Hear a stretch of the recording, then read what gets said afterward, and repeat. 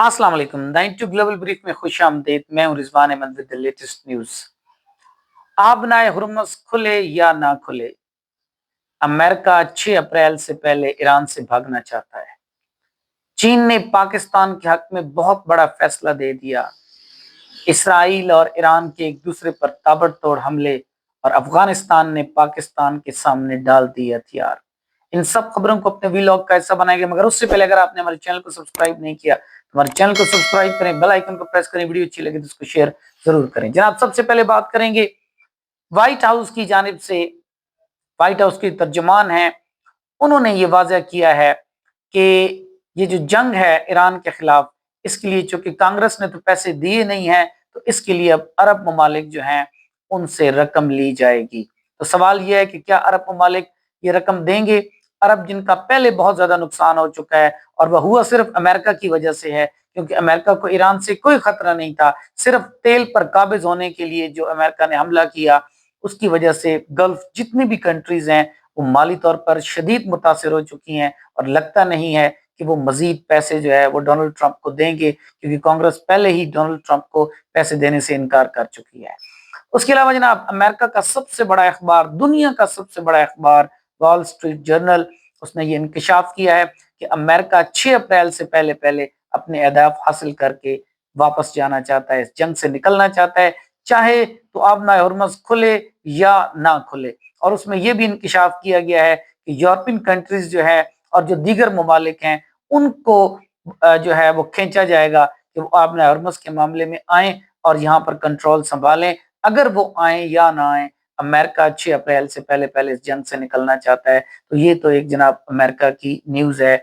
और दूसरी तरफ अमेरिका जो है, उन्होंने जो रात को हमले किए हैं ईरान के ऊपर, उसकी फुटेजेस जारी कर दी हैं। तो ये दोहरा, बल्कि इसको यूं कहा जा सकता है कि ट्रिपल स्टैंडर्ड है। एक तरफ पैसे इकट्ठे हो रहे हैं, और दूसरी तरफ जो है वो जंग से निकलने की बातें हैं, और तीसरी तरफ जो है वो रेगुलर हमले किए जा रहे हैं। रात तेहरान और इस्फहान पर बड़े शदीद हमले हुई हैं। इस्फहान के जो ऑयल डिपो है उसके ऊपर हमला हुआ। उसके अलावा सुबह मरकजी जो है ईरान का, उसके ऊपर हमला किया गया। और उसके अलावा सुबह अंजान जो है उसके ऊपर हमला किया गया, और वहां पर जो एक बड़ी मशहूर और तारीखी मस्जिद है, मस्जिद हुसैनिया अहमद, उसको बड़ा शदीद नुकसान पहुंचाया गया। बाद में ईरान ने बड़े शदीद हमले किए, तिल हबीब, हैफा के अंदर हमला किया। उसके अलावा मकबूजा बैतुल मुकद्दस के अंदर जो है वो 10 धमाके सुने गए। और दूसरी तरफ से हिजबुल्लाह जो है, उन्होंने भी बहुत ज्यादा शदीद अटैक किए इसराइल के ऊपर। तो इसराइल की जो है बिल्कुल जो है वो मत मार के रख दी है हिजबुल्लाह और ईरान ने, और बहुत ज्यादा शदीद जो है वो अटैक किए गए हैं। और इसी के साथ साथ ईरान ने कुवैत पे ऑयल टैंकर पे बड़ा ही शदीद हमला किया, और वहां से आग ही आग और धुआं ही धुआं निकल रहा है। तो गल्फ कंट्रीज जो है वो बिल्कुल जो है उनके ऊपर ईरान जो है अटैक कर रहा है।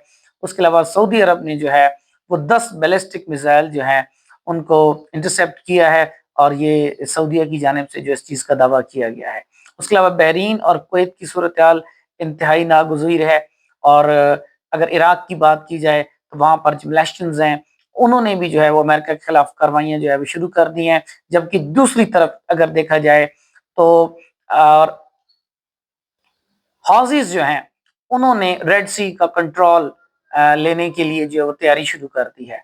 तो इसराइल और अमेरिका इस वक्त मुकम्मल तौर पर फंस चुके हैं अपनी तमाम तर टेक्नोलॉजी और ताकत के बावजूद। तो ये है कमाल जनाब ईरान का।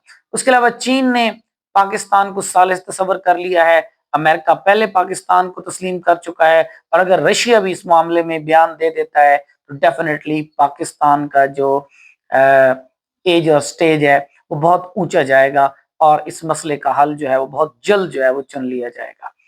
उसके बाद जनाब, अफगानिस्तान जो है, उनके वजीर खारजा हैं, कायम मकाम वजीर खारजा, उन्होंने यूएई के जो वजीर खारजा हैं उनके साथ रब्ता किया है, और उनसे ये रिक्वेस्ट की है कि हम पाकिस्तान के साथ जंग बंद करना चाहते हैं, और हमने बहुत सख्त इकदाम किए हैं। अब अफगानिस्तान की सरजमीन से पाकिस्तान के ऊपर कोई अटैक नहीं होगा, और आप जो है वो पाकिस्तान के साथ जो है वो, और हमें एक टेबल पर बिठाएं जिसके जरिए हम बातचीत से अपने मसाइल को हल करें। लेकिन अभी ये होने वाला मुमकिन नहीं है। اس کی وجہ کہ جب تک یہ ایران کی جنگ ہے، گلف اسٹیٹ خود بہت بڑی پریشانی کے عالم میں ہے، چاہے وہ قطر ہے، یو اے ہے، بحرین ہے، سعودیہ ہے، وہ سارے اس وقت انڈر پریشر ہیں اور کسی اور نیگوسیشن کی طرف وہ سوچ بھی نہیں سکتے، جبکہ دوسری طرف پاکستان نے 32 کلومیٹر کا علاقہ جو ہے وہ فتح کر کے وہاں پہ بفر زون بنا دیا ہے۔ تو یہ تھی جناب آج کی خبریں، ملتے ہیں نیکسٹ ویڈیو میں، ٹل دین اللہ حافظ۔